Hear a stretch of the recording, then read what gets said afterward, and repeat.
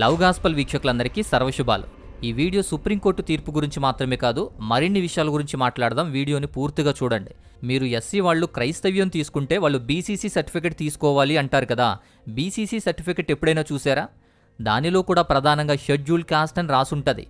ఎందుకు క్రైస్తవ్యంలోనికి తీసుకున్న వ్యక్తి కూడా ఇంకా షెడ్యూల్డ్ కాస్ట్ అని ఇవ్వడం ఏంటి? కాస్ట్ సర్టిఫికెట్ అట్లానే ఇస్తారు. అలాంటప్పుడు బీసీసీ సర్టిఫికెట్ ఎందుకు?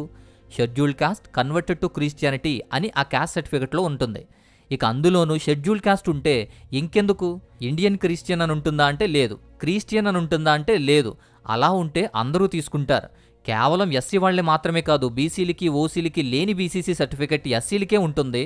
అందులోనూ నో కాస్ట్ అని మెన్షన్ చేయండి, చక్కగా తీసుకుంటారు. క్రైస్తవ్యంలోనికి మారితే కులం ఉండదు అంటూనే కులంతో కూడిన సర్టిఫికెట్ ఇస్తున్నారు. కులం లేదు అంటూనే అన్ని బెనిఫిట్స్ తీసేసిన వర్గంగా చేస్తున్నారు. ఇదేం విచిత్రం మరి? క్రైస్తవ్యంలో కులం లేదు, అందరూ ఒప్పుకుంటారు. కానీ ఓసీలు, బీసీలు, ఎస్టీలు అందరూ క్రైస్తవ్యంలోనికి మారితే కేవలం కులం తీసేసి క్రిస్టియన్గా మాత్రమే ఇస్తే అన్ని సర్టిఫికెట్లు వ్యాలిడే, అందరూ తీసుకుంటారు. అన్ని వర్గాల వారికి కూడా న్యాయం ఉంటుంది. అవేమీ లేవు. కేవలం ఎస్సీలను మాత్రమే దృష్టిలో పెట్టుకుని ఎస్సీలను మాత్రమే టార్గెట్ చేస్తూ బీసీసీ తీసుకోవాలి అంటారు. బీసీసీలో కూడా మళ్ళీ కాస్ట్ సర్టిఫికెట్లో షెడ్యూల్డ్ కాస్ట్ అనే ఉంటుంది. Scheduled cost converted to Christianity అని. క్రైస్తవ్యానికి వస్తే కులం లేదు అంటూనే మళ్ళీ కులానికి ముడిపెట్టే సర్టిఫికెట్సే ఉన్నాయి. అలాంటి పనులే ఉన్నాయి. కులం లేకుండా మాత్రం ఇవ్వరు. ఓసీలకి ఈడబ్ల్యూఎస్ కోటాలో 10% రిజర్వేషన్ ఉంటుంది, బీసీలకి రిజర్వేషన్ ఉంటుంది, అందరికీ ఉంది. కానీ ఆ రిజర్వేషన్ లేనిది కేవలం ఎస్సీ క్రిస్టియన్స్కి మాత్రమే. అదే క్రైస్తవ్యం తీసుకున్నటువంటి రెడ్డి, వెలమ, కాపు అన్ని ఓసీ వర్గాల్లో కూడా క్రైస్తవులు ఉన్నారు. ముఖ్యంగా బ్రాహ్మణ కులంలో కూడా క్రైస్తవులు ఉన్నారు. అలాంటి వారికి ఏమీ లేదు, వారికి నచ్చింది నమ్ముతున్నారు. బీసీలలో కూడా అన్ని కులాల్లో కూడా క్రైస్తవులు ఉన్నారు. వారు నిజంగా మత సంబంధం లేకుండా స్వేచ్ఛగా బ్రతుకుతున్నారు. ఎస్టీల కోసం ప్రత్యేకమైన చట్టాలు ఉండడం వల్ల వారు ఏ మతంలో ఉన్నా ఏ కులమైనా వారికి అడ్డుకునే శక్తి లేదు. వీళ్ళకి లేని బీసీసీ సర్టిఫికెట్ అనేది, లేదా వీళ్లకు లేని మత నియమాలు, మత చట్టాలు అనేవి, వీళ్ళకి లేని మత గొడవలు, వీళ్ళకి లేని రిజర్వేషన్ గొడవలు కేవలం ఎస్సీల మీద మాత్రమే. అది ఎందుకో మీకు ఈపాటికి అర్థం కావాలి. ఎస్సీల మీద వివక్ష ఉండకూడదు. స్వేచ్ఛగా అందరితో పాటు సమానంగా బ్రతికే చట్టం ఉంది, సమానంగా బ్రతికే న్యాయం ఉంది, సమానంగా బ్రతికే రాజ్యాంగం ఉంది. అలా బ్రతికే హక్కు రాజ్యాంగం ఇచ్చింది. రాజ్యాంగాన్ని అనుసరించే దేశం కానీ పరిపాలన కానీ అన్ని రాజ్యాంగం ప్రకారమే జరుగుతాయి. కానీ ఎస్సీల వివక్ష మాత్రం ఆగడం లేదు. రాజ్యాంగం ఇచ్చిన స్వేచ్ఛను, హక్కులను అనుభవించలేకపోవడం కూడా వివక్షే. అది చట్టపరంగా వివక్ష చూపిస్తుంది ఎస్సీల మీద. ఎస్సీల మీద బలవంతంగా హిందూ అని రుద్దడం కూడా వివక్షే. ఎస్సీల మీద బీసీసీ అని ఇంకెవరికీ లేనిదాన్ని రుద్దడం కూడా వివక్షే. ఎస్సీల మీద సామాజిక బ్రతుకుల మీద కూడా వివక్షే. ఏ మతం మారకూడదు అంటూ అడ్డుకునేటువంటి వివక్ష. తెలుసుకుని మారాలి లేదా బీసీసీ తీసుకోవాలన్నది కూడా వివక్షే. మతం మారితే నేరం అంటూ, హక్కులకు పూర్తిగా వర్తించవు అంటూ, ఇవన్నీ కూడా వివక్షే. వివక్షకు మూలం కులం. కులానికి పుట్టినిల్లు హిందూ మతం. రెండూ వద్దు అంటున్నా కూడా వివక్ష మాత్రం వెంటాడుతూ రోజుకో రూపం ధరిస్తుంది అనగదొక్కడానికి. ఒకవేళ ఆదరించేది, అన్నం పెట్టేది, సమానత్వాన్ని, దైవత్వాన్ని, నిజమైనటువంటి నిత్యజీవాన్ని చూపించే క్రైస్తవ్యంలోనికి మారకపోయినా ప్రేమ చూపిస్తారా? చూపించరు. హిందుత్వంలోకి తీసుకుంటారా? తీసుకోరు. సమానంగా చూస్తారా? చూడరు. మీ హక్కులు మీరు అనుభవించేలా చేస్తారా? చేయరు. ఊరి మధ్యలో మీ నివాసం కట్టుకొనిస్తారా? కట్టుకొనివ్వరు. మీకన్నీ అడ్డంకులే. మతం మారినా మారకపోయినా కూడా అడ్డంకులే. అది కూడా క్రైస్తవ్యంలోనికి మారితే అది ఇంకా ప్రమాదకరంగా మారుతుంది. ఇప్పుడు ఈ కోర్టు కేసు గురించి చూద్దాం. 2026 మార్చి 24వ తారీఖున నిన్న భారత సుప్రీంకోర్టు ఒక ముఖ్యమైన తీర్పునిచ్చింది. ఈ తీర్పులో స్పష్టంగా చెప్పింది ఏంటి అంటే, షెడ్యూల్ కులాల వాళ్ళు ఎవరైతే ఎస్సీ వర్గం వాళ్ళు క్రైస్తవ్యంలోనికి మారతారో వెంటనే వారు ఎస్సీ హోదాను కోల్పోతారు. అట్రాసిటీ చట్టం పెట్టడానికి అర్హులు కాదు. కాబట్టి ఆ చట్టాన్ని కొట్టివేస్తూ తీర్పునిచ్చింది సుప్రీంకోర్టు. దీనిని తెలుగు వార్తా ఛానళ్లు విస్తృతంగానే ప్రచారం చేశాయి. ఎలా అంటే సెన్సేషనల్ తీర్పు అని, దేశమంతా ఉలిక్కిపడే తీర్పు అని, అయ్యో పాపం ఎస్సీలు అని, ఎంత సాడ్ మ్యూజిక్ వేసి బ్యాక్గ్రౌండ్ మ్యూజిక్లతోటి, ఎస్సీలు ఇక మతం మారితే రిజర్వేషన్లు వర్తించవు అని, మతం మారితే ఎస్సీలకు కొరడా అని, మతం మారిన ఎస్సీలకి ఎస్సీ హోదా రద్దు అని, క్రైస్తవ్యం తీసుకున్న వారికి పెద్ద ప్రమాదమని, ఇలా రకరకాలుగా హైలైట్ చేస్తూ కనీసం అవగాహన లేకుండా ఏదో సెన్సేషనల్గా చూపించి దాన్ని హైలైట్ చేశారు. నిజానికి వీళ్ళకి ఆ సుప్రీంకోర్టు ఎస్సీ హోదా రద్దు అనే 2 ముక్కలు మాత్రమే తెలుసా, లేదా ఆ జడ్జిమెంట్ కోసం నిజంగా తెలిసే అంటున్నారా అనిపించింది. అసలు కోర్టు ఎప్పుడు చెప్పిందరా అందరికీ హోదా రద్దు అని? కోర్టు ఎప్పుడు చెప్పింది మతం మారిన వారికి హక్కులు లేవు అని? ఈ తీర్పు కూడా సరిగ్గా అర్థం చేసుకోలేదు, చెప్పలేదు. ఎస్సీల మీద దాడులు జరిగినప్పుడు ఎవరూ కూడా ఎంత న్యూస్ వేయలేదు. దళితులను అత్యాచారం చేసినప్పుడు కూడా ఇంత న్యూస్ రాలేదు. గుడి లోపలికి రానివ్వనప్పుడు, అటాక్లు చేస్తున్నప్పుడు, చర్చిల్లోకి వచ్చి మరీ దాడులు చేస్తున్నప్పుడు, చర్చిల మీద దాడి చేసి ధ్వంసం చేసినప్పుడు ఇవేమీ కనబడలేదు. ఈ మీడియాకి ఇవేం కనబడవు. ఏదో ఈ దేశం వాళ్ళు కాదు అన్నట్టు పట్టించుకోరు. ఇప్పుడు ఈ వ్యతిరేకంగా తీర్పు వస్తే అదేదో సాధించినట్లుగా గొప్పగా హైలైట్ చేస్తూ మరి బ్రేకింగ్ న్యూస్లు ఇస్తున్నారు. పోనీ ఉన్నవి చెప్పొచ్చుగా, లేనివి ఉన్నవి కలిపి ఏవేవో చెబుతూ హైలైట్ చేస్తున్నారు. దాన్ని దారి తప్పిస్తున్నారు. దాన్ని చాలా డైవర్ట్ చేసేశారు. సుప్రీంకోర్టు తీర్పు ఇప్పుడే కాదు, ఇలా చాలాసార్లు ఇచ్చింది. ఇది సుప్రీంకోర్టు ఇచ్చింది 1950 ఆర్డర్ని బట్టే. ఇది కేవలం షెడ్యూల్ కాస్ట్ 1950లోనే ఎస్సీలకి మతం మారకుండా, క్రైస్తవ్యంలోనికి చేరకుండా చేసే ఒక కొరడా లాంటి ఒక ప్లాన్ అప్పుడే ఉంది. 1950లోనే ఉంది, కొత్తది కాదు, ఇప్పుడు సెన్సేషనల్ కాదు. దీనిలో చాలా ప్రాబ్లమ్స్ ఉన్నాయి కాబట్టే దాన్ని రాక్షసంగా ఎస్సీల మీద రుద్ది వారి ప్రాబ్లమ్స్ పట్టించుకోరు, వారికి ఉన్న హక్కులన్నీ తొలగిపోతున్నాయని పట్టించుకోరు. ఈ చట్టం తొలగించేంత వరకు ఈ స్థితి మారదు. ఇలాంటివి ఎన్ని తీర్పులు వచ్చినా ఇలానే తీర్పులు వస్తాయి. అలానే కొన్ని తీర్పులు మతం మారినా కూడా కులం మారదు అనే తీర్పులు కూడా ఇచ్చింది సుప్రీంకోర్టు కూడా. అలాంటి న్యూసెస్ కూడా విన్నాం. ముందు ఈ కేసు గురించి మాట్లాడితే, గుంటూరు ప్రాంతానికి చెందిన ఒక ఊరిలో 12 సంవత్సరాల నుంచి ఒక పాస్టర్గా చర్చ నడుపుతూ సేవ చేస్తున్న ఒక పాస్టర్ మీద ఒక గ్యాంగ్, ఒక గుంపు వచ్చి దాడి చేయడం, బూతులు తిట్టడం, పాస్టర్ మీద దాడి చేయడం వల్ల అతను కేసు పెట్టాడు. ఎస్సీ ఎస్టీ అట్రాసిటీ కేసు పెట్టాడు. ఎందుకంటే అతని దగ్గర ఎస్సీ మాదిగ క్యాస్ట్ సర్టిఫికెట్ కూడా ఉంది. ఇప్పుడు హైకోర్టులో గత 4 నెలల ముందే ఏపీ హైకోర్టు ఇదే తీర్పిచ్చింది. దీనిని సవాల్ చేస్తూ సుప్రీంకోర్టులోకి వెళ్ళాడు. అక్కడ ఈ హైకోర్టు తీర్పును సమర్థిస్తూ ఆ కేసు కొట్టేసింది సుప్రీంకోర్టు. ఇది కేసు. ఇది అందరికీ కాదు, అందరూ ఎస్సీలకి కాదు. ఎందుకు కాదో చెబుతాను. అతను ఎస్సీ సర్టిఫికెట్ ఉన్నా కూడా పాస్టర్గా 12 సంవత్సరాల నుంచి సేవ చేస్తున్నాడు. అది అతనే స్వయంగా చెప్పింది కాబట్టి, పాస్టర్గా చేస్తున్నాడు కాబట్టే అది పాస్టర్ కాని వారికి తీర్పు ఇలా రాదు. ఒకరు క్రైస్తవులు అని, మతం మారారు అని ఎలా నిర్ధారిస్తారు? అలా నిర్ధారించేదానికి ఎలాంటి నియమ నిబంధనలు కూడా లేవు. ఒకరు క్రైస్తవులు అని చెప్పాలి అంటే మతం మారినట్లు ఎలాంటి ఆధారాలున్నాయి అనే దాని మీద ఎలాంటి క్లారిటీ కూడా లేదు. స్వయంగా అతనే చెప్పాలి, లేదా బీసీసీ తీసుకోవాలి. అంతేగాని చర్చికి వెళ్తేనో, బైబిల్ ఉంటేనో, ప్రార్థనకు అటెండ్ అవుతేనో, బాప్తిజం తీసుకుంటూనో ఎవడన్నా ఇలా చెప్పడానికి లేదు. అలా ఎవడన్నా వస్తే చెప్పు తీసి కొట్టొచ్చు. అసలు అడగడానికి ఎవడూ సరిపోడు. అయితే మీకు మీరుగా చెప్పాలి. ఎలా నిర్ధారిస్తారు అనేదానికి నియమాలు కానీ నిబంధనలు కానీ లేవు. అయినా పాస్టర్గా చేస్తున్న వ్యక్తి మీదనే ఇలాంటి తీర్పులు వస్తాయి. పాస్టర్గా ఉంటూ అట్రాసిటీ కేసు అంటే నిలబడదు, క్రిమినల్ కేసు పెట్టాలి. పాస్టర్లందరికీ ఇది అర్థం కావాలి. ఇది వ్యక్తిని బట్టి, కేసును బట్టి మారుతుంది అని చెబుతూనే వస్తూ ఉన్నాను. పాస్టర్లకైతే ఖచ్చితంగా ఎస్సీ అట్రాసిటీ అవకాశం ఉండదు. ఇలానే 1950 ఆర్డర్ని బట్టే ఈ కేసు రిజల్ట్స్ అనేది ఉంటుంది. అదే ఎస్సీల మీద అన్యాయంగా విధించిన కొరడాది. ఇక ప్రాముఖ్యంగా ఈ షెడ్యూల్డ్ కాస్ట్ 1950 ఆర్డర్ని సవాల్ చేస్తూ సుప్రీంకోర్టులో ఆల్రెడీ కేసు నడుస్తుంది. అది ఇంకా పెండింగ్లోనే ఉంది. అది అసలైంది. దాని తీర్పు ప్రాముఖ్యం. అలానే యాంటీ కన్వర్షన్ లాస్ మీద కూడా కేసు అనేది పెండింగ్లో ఉంది. అది కూడా ఇంకా రాలేదు రిజల్ట్. ఆ రెండు చాలా ప్రాముఖ్యం. ఇప్పుడు ఆ పాస్టర్ కేసు మాత్రమే. ఇప్పుడు పాస్టర్ కూడా క్రైస్తవుడే, కులం లేదు అంటూనే, క్రైస్తవ్యంలో కులం వర్తించదు అని చెప్పి కోర్టు తీర్పులిస్తూనే అతను మరి క్రైస్తవుడిగా ఉండి కూడా కులం పేరుతో బూతులు తిట్టడం, కులం పేరుతో దాడి చేయడం ఆగలేదు. కులం నుంచి పూర్తిగా తొలగించలేదు. అదే సామాజిక విధానం, అదే చూపు, అదే సామాజిక హీనత. అందరికీ ఇదే. ఊర్లో ఎక్కడో చివరన నివసించాలి. దేవాలయాల ప్రవేశాలు ఉండవు. రాజకీయాలు చేయడానికి ఉండదు. సమానంగా చూడరు, సమానంగా బ్రతకనివ్వరు. ఎవరన్నా రిజర్వేషన్ కోటాలో, ఆ రిజర్వేషన్ కోటాలో ఎస్సీ కోటా వాళ్ల తరపున నిలబడడానికి ఒక బలిపశువును నిలబెడతారు. అది కూడా వేరే దారి లేక. మొన్న స్పీకర్ గారు కొయ్యే మోషన్ రాజు గారి మీద కూడా విధానసభలో ఆయన మతాన్ని ఉద్దేశించి కావాలనే రెచ్చగొట్టి ఇష్యూ చేశారు. ఆయన క్రైస్తవుడే అయినప్పటికీ కూడా అవకాశం లేకుండా ఇలాంటి వారి మీద అనగదొక్కే ప్రయత్నాలలో ముందుకెళ్లాలి అంటే వెళ్ళనివ్వరు, మారనివ్వరు. అయోమయం పరిస్థితుల్లో ఉన్నారు. తెలంగాణలో మాజీ ఎమ్మెల్యే తాడికొండ రాజయ్య విషయంలో కూడా గతంలో ఇలానే ఒక వివాదం ఇంకా నడుస్తుంది. రీసెంట్ ఎలక్షన్లో కూడా తెలంగాణలో ఒక ఎస్సీ ఎమ్మెల్యేగా గెలిచిన తర్వాత కూడా ఆయన ఇబ్బంది పెట్టడానికి, ఎన్నిక చెల్లదు అని చెప్పడానికి కూడా ఇలా వితండవాదం చేశారు. సో ఇలా రాజకీయాల్లో కూడా ఎదగనివ్వకుండా, ఒదగనివ్వకుండా ఎస్సీలకు అన్యాయం జరుగుతూనే ఉంది.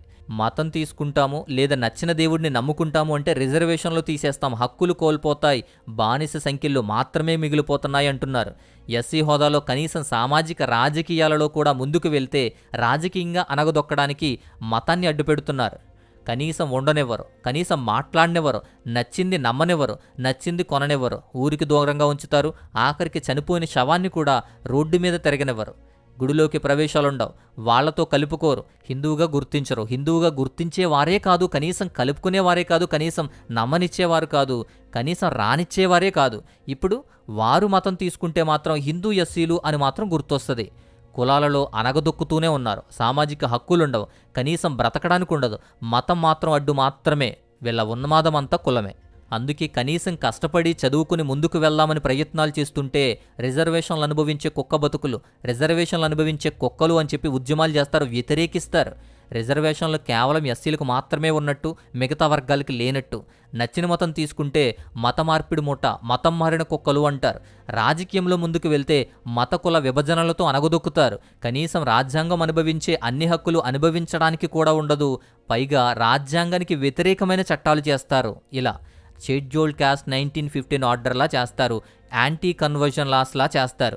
నీ హక్కులు నీకు దక్కకుండా చేసే దౌర్జన్యమే ఇది. ఇది అన్యాయమైందే, ఇది తీర్పు అన్యాయమైందే, షెడ్యూల్ కాస్ట్ ఆర్డరు అన్యాయమైందే. దీనికోసం ప్రతి ఒక్కరూ ఉద్యమించాలి, ప్రతి ఒక్కరూ మాట్లాడాలి. కనీసం పొలిటికల్ లీడర్స్, ఉన్నత పదవులున్నవారు, ఎస్సీలలో ఉన్నవాళ్ళు భయపడుతున్నారు. దీనికోసం ఎందుకు మాట్లాడరు? అక్కడే వెనుకంజ, అక్కడే పడిపోతుంది. మాకెందుకులే దేవుడే చూసుకుంటాడు అని చోద్యం చూసే ఒక గ్రూపు, ఏం జరుగుతున్నా పట్టించుకొని మరో గ్రూపు, ఎవరు ఏమైపోయినా మనం బాగానే ఉన్నామనుకునే మరో గ్రూపు, ఎస్సీలలో వీరికి దూరంగా ఉండే జైబీం గ్రూపు, ఎస్సీలలోనే మాలామాదిగా అంటూ వేరు చేసుకునే గ్రూపులు. ఇలా కలిసి ఉండరు, కలిసి పోరాడ్డు. ఈ కలిసి పోరాడడం ఏనాడూ చూడలేదు. కనీసం ఇలాంటి వాటికైనా కలిసి మాట్లాడి ఉద్యమాలు చేయాలి, కానీ కలిసి ఉండరు. తమ హక్కులు ఏంటో తెలియదు, రాజ్యాంగం ఏంటో తెలియదు, సమాజంలో మీ స్థానమేంటో తెలియదు, మీకే తెలియకుండా జరిగే వివక్షలు, వ్యతిరేకతలు తెలియదు. కానీ అలానే ఉంటారో అలాంటి వివక్షలే ఎదుర్కొంటూ ఉంటారు. నిజానికి వేరే కులం వానికి చిన్న ఇన్సిడెంట్స్ జరిగినా గోలగోల చేస్తారు. అదే ఎస్సీల మీద ఎన్ని చావులు వచ్చినా, ఎన్ని అత్యాచారాలు జరిగినా, ఎన్ని గొడవలు జరిగినా, ఎన్ని హింసలు, దాడులు ఎదుర్కొంటున్నా పట్టించుకోరు. ఇలానే సమాజం ఉంటే ఎస్సీల మీద ఇలానే దాడులు, వ్యతిరేక చట్టాలు, వ్యతిరేక తీర్పులు జరుగుతూనే ఉంటాయి. 1915 ఆర్డర్ ఉన్నంతకాలం ఎస్సీలకు మత స్వేచ్ఛ అనేది ఉండదు. సో దాని ఆధారంగానే ఇలాంటి తీర్పులు కూడా వస్తాయి. మతం మారితే కుల వివక్ష ఉండదు, మతం మారితే ఇవేమీ ఉండవు అని ఈ కోర్టులు నమ్ముతున్నాయి. కానీ ఎస్సీలుగా ఉన్నవాళ్ళు, క్రైస్తవులుగా మారిన వాళ్ళందరూ కూడా అలాంటి వివక్షలు, అణిచివేతలు, అస్పృశ్యత నేటికి కూడా అనుభవిస్తూనే ఉన్నారు. క్రైస్తవ్యం తీసుకున్నా తీసుకోకపోయినా. క్రైస్తవ్యంలోనికి వస్తే కులం వర్తించదు అంటారు, మళ్ళా షెడ్యూల్ కాస్ట్ సర్టిఫికేటే ఇస్తారు. కులం వర్తించదు అంటారు, మళ్ళా సామాజిక వివక్ష ఎదుర్కొంటారు. ఇదెక్కడి విచిత్రం? ఇలాంటి అంటరానితనానికి దూరంగా ఉండాలి అనుకునే బ్రతుకులను మరల వివక్ష వైపు, అంటరానితనం వైపే తీసుకెళ్తున్నారు. క్రైస్తవ్యంలోనికి ఎవరైనా వస్తే వెంటనే ఈ స్థితి అనేది, సామాజిక స్థితి అనేది మారుతుందా అంటే మారదు. అంటరానితనం మారుతుందా? వెలివేతలు మారుతున్నాయా? వివక్షలు మారుతున్నాయా? ఊరికి దూరంగా బతికే బ్రతుకులు, జీవితాలు, జీవన విధానాలు ఏమీ మారవు. ఈ తీర్పు గురించి సందేహిస్తున్నారు, భయపడుతున్నారు, వ్యతిరేకిస్తున్నారు. వీటిని బేస్ చేసుకునే కనీసం అవగాహన లేకుండా సుప్రీంకోర్టు నిజంగా ఏ కేసు చెప్పింది, ఇది ఎందు గురించి చెప్పింది, ఎంతవరకు చెప్పింది అనే మినిమం నాలెడ్జ్ కూడా లేకుండా ఈ వాట్సాప్ యూనివర్సిటీ బ్యాచ్ లేదా ఈ మతోన్మాదుల గ్రూపులు ఎదురుదాడికి వస్తారు. ఇక నుంచి వస్తారు, మీ ముందుకు వస్తారు, ప్రశ్నిస్తారు. ఇలాంటివి ఎదురవుతూనే ఉంటాయి, దాడులు చేస్తూనే ఉంటారు, ఇంకా ఎక్కువ అవుతూనే ఉంటాయి. ఇంకొకటి, రిజర్వేషన్లు అనగానే ఎస్సీలను మాత్రమే నేరస్తులుగా చూస్తారు. వాళ్ళు మాత్రమే అనుభవిస్తున్నట్టు, వాళ్ళు మాత్రమే లబ్ధి పొందుతున్నట్టు. అన్ని వర్గాలు, అన్ని క్యాస్టులు లబ్ధి పొందుతున్నాయి. జనాభాను బట్టే రిజర్వేషన్లు ఇస్తారు, వెనుకబాటుతనాన్ని బట్టే రిజర్వేషన్లు ఇస్తారు. ఉన్న జనాభాన్ని బట్టి ఇచ్చిన రిజర్వేషన్ కూడా వారికే కావాలి, లేదా రిజర్వేషన్లు వద్దు అని ఎస్సీల మీద పడి ఏడవడం అనేది ఎంత దౌర్భాగ్యం. ఈ మధ్య రాజకీయ పార్టీ ఉచ్చులో పడి తమకు ఏదో ప్రత్యేకత వచ్చేస్తుంది అని ఎస్సీల్లో వారికి వారే విడిపోతున్నారు. మాలామాదిగల మధ్య విభజన సృష్టిస్తున్నారు. మీలో మీరు విరోధులైపోతున్నారు. కలిసి ఎదిరిస్తే ఈ స్థితిలో ఉన్నారు. ఇప్పుడు విడిపోయి వారికి సొత్తులుగా మారితే ఇంకెలా ఉంటారో కూడా ఆలోచించుకోండి. మనిషి పుట్టగానే కులం అని వచ్చేస్తుంది, ఆపాదించేస్తున్నారు. పలానా మతం అని ఆపాదించేస్తున్నారు. నీ ప్రమేయం లేకుండానే, నీకు నచ్చినా నచ్చకపోయినా. ఆ తర్వాత మత ప్రమేయంతో నిన్ను ఎదుర్కోవడానికి, కుల ప్రమేయంతో నిన్ను అనగదొక్కడానికి శక్తులన్నీ ఇలాగే పనిచేస్తాయి. కులపరంగా, సామాజిక పరంగా, ఆర్థిక పరంగా వెనుకబడి ఇంకా అదే జీవితాన్ని కొనసాగిస్తే అనగదొక్కే ప్రయత్నంలోనే చేస్తున్నారు ఇవన్నీ. ఈ తీర్పు వల్ల నిన్ను నిందించి నీ సర్టిఫికెట్లు మార్చేసి అంత సీన్ లేదు. కానీ జాగ్రత్తగా ఉండి, ఐక్యంగా ఉండి, రాను రాను పరిస్థితులు ఇంకా బలపడుతున్నాయి, ఇంకా విపరీతమైపోతున్నాయి, ఇంకా భయభ్రాంతులను చేస్తున్నాయి. మన జీవితాలకు న్యాయస్థానాల్లో కూడా న్యాయం లభించేదిగా లేకుండా పోయింది. అలాంటి చట్టాలు అమలవుతున్నాయి. అలాంటి వాటి మధ్య ఇలాంటి భయాలతో, ఇలాంటి శక్తులతో ఎదుర్కొంటూ పోరాడే జీవితమే క్రైస్తవుడి జీవితం అయిపోయింది. మతోన్మాదం ఎక్కువ అవుతూనే ఉంటుంది. మనువాదం అనే అహంకారం మొదలవుతూనే ఉంది. మనువాదంతో నిన్ను నడిపించడానికి సైన్యం సిద్ధపడుతూనే ఉంది. ఐక్యతను మొక్కలు చేస్తుంది, కులాల మధ్య చిచ్చు పెడుతుంది, మతాలతో భయపెడుతుంది. అదే బానిస సంఖ్యలతో ఎంతకాలం నిర్వీర్యంగా ఉంటారో మీ ఇష్టం. ఒక వ్యక్తి క్రైస్తవుడిగా మారుతున్నాడు అంటే ఏదో రైస్ బ్యాగుల కోసమో, ఏదో ఆశల కోసమో, డబ్బుల కోసమో అలాంటి కక్కుర్తి బ్రతుకులైతే క్రైస్తవుడు ఎప్పుడూ చేయడు. నిత్యజీవమని నమ్మి, విశ్వసించి, మారు మనసు పొంది, బాప్తిజం పొంది క్రైస్తవ్యంలోనికి వచ్చి అదే ప్రేమను పంచడానికి, అదే ప్రేమతో జీవించడానికి, నలుగురికి ప్రేమను పంచడానికి, అవసరమైతే నలుగురికి సహాయం చేయడం, భారతదేశంలో విద్యనందించి ఆధునిక విద్యను పరిచయం చేసి అందరూ చదువుకునే విధంగా చేసింది క్రైస్తవ్యమే. భారతదేశానికి స్త్రీ సమానత్వం గురించి పోరాడింది క్రైస్తవ్యమే. స్త్రీ యొక్క ఓటు హక్కు గురించి, సమానత్వం గురించి, స్త్రీ చదువుకునే విధంగా చేయడం గురించి పోరాడింది క్రైస్తవ్యమే. అదే భారతదేశంలో వైద్యం అందించి ప్రజలందరికీ వైద్యాన్ని తీసుకువచ్చి వారిని బాగు చేయడానికి ప్రయత్నాలు చేసేది క్రైస్తవ్యమే. అదే క్రైస్తవ్యం అనేకులను ఆదుకుంటూ, సహాయం చేస్తూ, లేమిలో ఉన్న వారందరినీ చేరదీస్తూ ఉంటే, ప్రేమను చూపిస్తూ ఉంటే, విలువైన వారిగా చేస్తూ ఉంటే, అలాంటి క్రైస్తవ్యం నచ్చదు వీళ్ళకి. అలాంటివి చెయ్యనివ్వరు. అలాంటివి క్రైస్తవ్యంలో ఉన్నాయి. క్రైస్తవ్యం గొప్పది కాబట్టి భయం. క్రైస్తవ్యంలో ఉన్న పరిస్థితులను ఎదుర్కోలేక ఎస్సీల మీద పడి ఎదుర్కొనే ప్రయత్నాలు చేస్తున్నారు. క్రైస్తవ్యం ఇచ్చే దేశానికి ఉన్న శక్తిని, దేశానికి ఇచ్చిన ప్రేమను, దేశానికి ఇచ్చిన విలువను కూడా పాడు చేయడానికి అనేకమైన ఫ్రాడ్ కథనాలన్నీ కూడా అల్లుతారు. విచ్చలవిడిగా దేశంలో అణచివేస్తూనే ఉంది. ముఖ్యంగా ఎస్సీల మీద పడి దాడి చేస్తూనే ఉంది. అలాంటి దాడులు ఎదుర్కొంటూ ధైర్యంగా నిలబడుతూ పోరాడి నీ హక్కులను సాధించేంత వరకు సామాజిక విధానం మారదు, సామాజిక జీవితాలు మారవు. ఆత్మీయ జీవితాల గురించి కాదు మాట్లాడేది. అసలు ఏం జరుగుతుంది? ఇలాంటి తీర్పులు ఎందుకు వస్తూ ఉన్నాయి? ఇలాంటి వివక్షలు ఎందుకు ఎదుర్కొంటున్నాం? ఎందుకు ఎస్సీలను మాత్రమే టార్గెట్ చేసి ఇలాంటి మతోన్మాదం చూపిస్తున్నారు అనేది చూడండి. దేశంలో అన్ని చోట్ల చూడండి. ఓసీ క్రిస్టియన్స్ మీద దాడులు జరగట్లా, బ్రాహ్మిన్ క్రిస్టియన్స్ మీద దాడులు జరగట్లా, బీసీల మీద కూడా అంత వివక్షత లేదు. కానీ ఎస్సీల మీద మాత్రమే, ఎస్సీ చర్చలు ఉన్న చోట, ఎస్సీ పాస్టర్ ఉన్న చోట, ఎస్సీలు మాత్రమే గుమిగూడిన చోట ఎక్కడే ఎందుకు దాడులు జరుగుతున్నాయి? ధైర్యంగా అడ్డుకోలేక, ధైర్యంగా నిలబడలేక, ధైర్యంగా వారిని ఎదుర్కోలేక ఇలాంటి పరిస్థితులన్నీ మనం ఎదుర్కోవాల్సి వస్తుంది. సామాజిక పరంగా చైతన్యవంతులు కండి, ధైర్యంగా ఉండండి అని చెప్పడానికి మాత్రమే. అలాగే మీ హక్కులు మీరు సాధించుకోవాలి. ఇది రాజ్యాంగం ఇచ్చిన హక్కు, దేశం ఇచ్చిన హక్కు, దేశ చట్టాలు ఇచ్చినటువంటి హక్కులు. నిన్ను నీవు కోల్పోకుండా, నిన్ను సామాజిక వివక్షత ఎదుర్కోకుండా నిన్ను ప్రొటెక్ట్ చేసుకోవడానికి ఇచ్చిన హక్కులు. వాటి గురించి ధైర్యంగా మాట్లాడడం, ధైర్యంగా నిలబడడం, ధైర్యంగా మన హక్కుల గురించి మనం పోరాడడం తప్పు కానే కాదు. ఇప్పుడు ఈ కేసు వేసింది, కేసులో ఓడిపోయింది కూడా ఒక పాస్టరే. సో ఈ విషయాలన్నీ కూడా మీకు క్లియర్గా అర్థమయ్యాయి అని నేను అనుకుంటున్నాను. ఖచ్చితంగా మీరు లైక్ చేయండి. మీకు ఈ అంశం నచ్చితే, మాటలు నచ్చితే లైక్ చేయండి, ఇతరులకు కూడా షేర్ చేయండి. సో మరొక అద్భుతమైన మంచి అంశం ద్వారా మరొక వీడియోతో నేను మరలా వస్తాను. అంతవరకు సెలవు. దేవుడు మిమ్మల్ని దీవించునుగాక. ఆమేన్.